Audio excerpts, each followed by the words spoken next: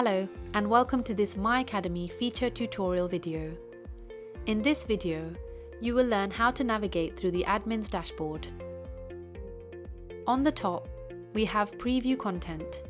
It helps the admin to view the changes from a learner's point of view. Clicking on preview content takes the admin to the learner dashboard and all the changes can be seen from a learner's perspective. Categories and various courses in the platform can be viewed from here. Next, we have the Help Center. It acts as the user guide and can be helpful to admins, instructors, or anyone using the backend. The Help Center has different sections such as Administrators, Learners, and FAQ, which features some of the frequently asked questions about the platform. Then we have the Support Chat. If you have a query, you can get in touch with the support team.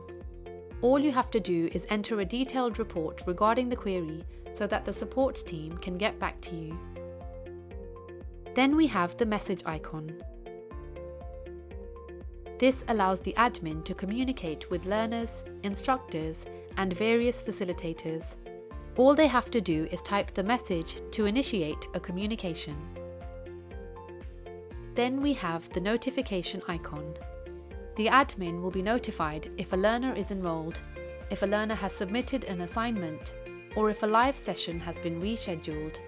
All the activities initiated in the platform will be notified to the learner with the notification icon. Finally, we have the admin's profile settings. In this, the admin can change the email ID, contact number, and password. With the subscription details, the admin can view the subscription plan and upgrade it if needed. And finally, there is a logout option. Thank you for watching this video on how to navigate through the admin's dashboard.